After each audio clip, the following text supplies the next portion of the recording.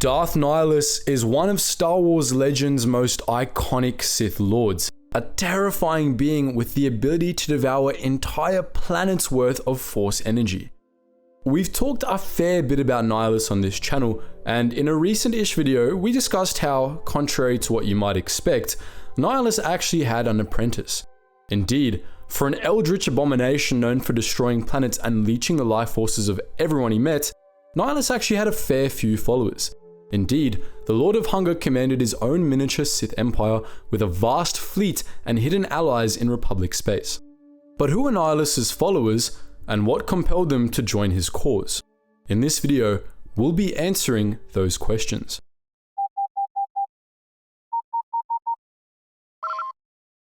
Attention, Sergeant on deck! Darth Nihilus rose to power after the end of the Jedi Civil War, a devastating conflict between the Republic and Darth Revan's Sith Empire. In the Battle of Rakata Prime, the last battle of said conflict, the Republic escaped destruction by carrying out a devastating decapitation strike against Sith leadership, taking out all the Empire's leading Sith Lords and military leaders in one fell swoop.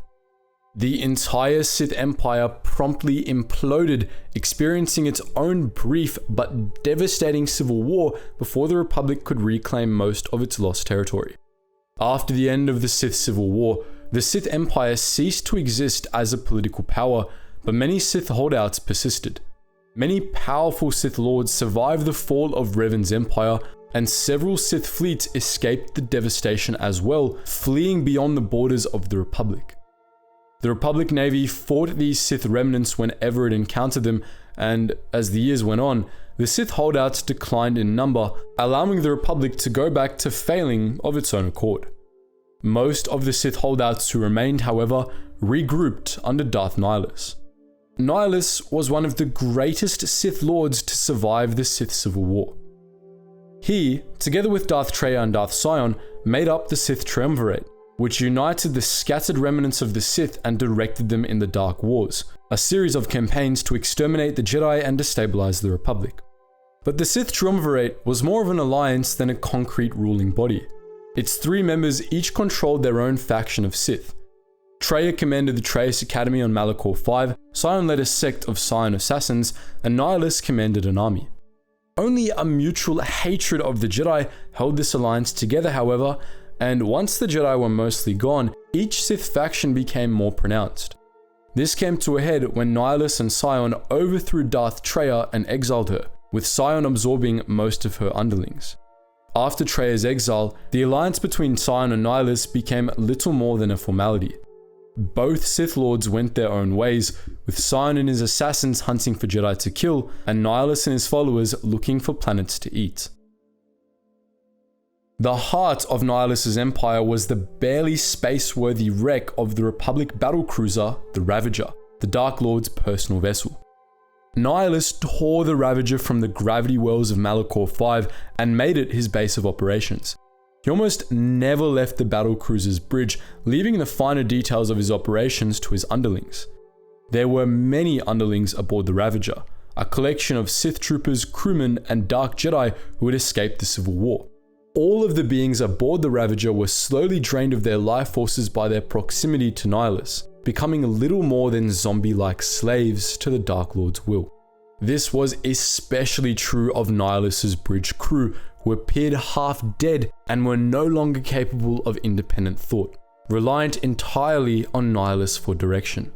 The Dark Jedi and some of the Sith commandos who served aboard the Ravager seemed a little more resistant to this effect, but many of the rank-and-file Sith troopers were slowly killed in this manner as well. The Ravager wasn't the only ship in Nihilus's fleet, however. At least 4 Interdictor-class heavy cruisers served under Nihilus's command, each capable of carrying 48 Sith fighters and around 3,600 Sith troops. The Sith aboard these ships were too far removed from Nihilus to be affected in the same way as his slaves aboard the Ravager. The exact composition of the crew of these ships is unclear, but at the very least, Nihilus's fleet contained several Sith masters, dozens of apprentices and Dark Jedi, hundreds of Sith fighters, tens of thousands of Sith troopers and commandos, and legions of battle droids. Nihilus had other allies as well, As we've discussed before, Nihilus had an apprentice, Visas Ma, with whom he shared a Force bond. She was resistant to Nihilus's draining effect and usually stayed aboard the Ravager, leaving only when her master sent her to hunt someone down. Nihilus also had non-Sith allies. During the Onderon Civil War, which happened concurrently with Dark Wars, General Vaklu and Colonel Tobin of the Onderon military secretly pledged their support for Nihilus in exchange for help with their planned coup against Queen Talia. When Vaklu and his Onderon separatists made their move, Nihilus dispatched legions of Sith to support them, including Sith Masters, elite Sith Commandos, and at least one of Nihilus's heavy cruisers. When Vaklu's bid for control of Onderon failed, Tobin fled the planet and joined Nihilus aboard the Ravager. Evidently, quite a few beings served Darth Nihilus. In fairness, some of them were slaves or allies manipulated into serving the Lord of Hunger's whims, but many of those who followed Nihilus did so of their own accord. The crews of the other ships in Nihilus's fleet, the Dark Jedi, and the Sith Masters who served under Nihilus knew exactly what they were doing and were well aware of how Nihilus fed on planets. This seems insane. After all, anyone familiar with Nihilus could tell that he didn't care about the Sith cause at all. The only thing he gave a damn about was consuming the Force wherever he could find it. But Visas Ma might help us shed some light on why people followed Nihilus. As she described it, Nihilus's motives went beyond simple hunger. He had a cause, and he'd intended to convert her to it upon taking her as an apprentice. As she described it, "Convinced me the galaxy, all life must die. He fed upon its ugliness, its screaming, and in its place, he left silence. And where there was chaos, he brought stillness and order. He cannot deny his hunger for long. And any gathering of Jedi is something he cannot long resist. And now that the Jedi are vanishing, I do not know what will happen." It's unlikely that Nihilus converted all of his followers to his cause, however. He likely just converted actual Sith, the Masters and the Dark Jedi, and controlled his fleet and troops through them. To convert the Darksiders who served him, Nihilus manipulated a trait that many Sith shared, a hatred of what they perceived as lesser beings. Nihilus and his followers saw other living beings as vermin, needless clutter that made the universe chaotic and messy. Their goal was to kill them all. This was an extreme version of Sith ideology, one fueled by the Sith's defeat in the Jedi Civil War. One of the cornerstones of any Sith's worldview was a belief that they were superior and that everyone else existed to serve them. Sith ideology was a cult of strength, one that prized power above all.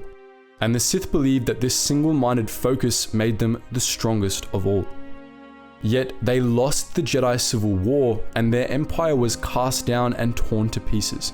The Sith were on the verge of victory before the Battle of Rakata Prime. There were barely over 100 Jedi left, and the Republic was on its last leg. They had been weak, and yet they dealt the Sith a humiliating defeat.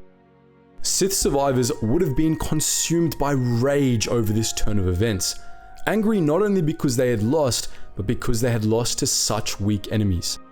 The Sith who Nihilus gathered likely harbored hatred and resentment for themselves, as well as the Jedi. Nihilus spoke to their bitterness, promising them a chance to exact revenge on their enemies. Nihilus wasn't very subtle about the fact that he'd eventually turn on his followers and destroy them as well, but his Sith likely didn't care. After the fall of their empire and the humiliation of their order, all they cared about was vengeance. This sentiment, to various degrees, was likely held by the Sith troopers and commandos under Nihilus's command as well. Nihilus's Sith were fanatics of the most dangerous sort. They hated everyone and everything, and as they displayed in the Battle of Telos IV, this led them to attack enemy combatants and civilians with the utmost brutality. At Telos, Nihilus's soldiers and Dark Jedi slaughtered any civilians they encountered, spreading as much death and destruction as they possibly could. They hated it all, and wanted nothing except to watch all the ungrateful weaklings who had rejected the Sith Empire burn. Even for a Darth Nihilus related topic, that got pretty dark.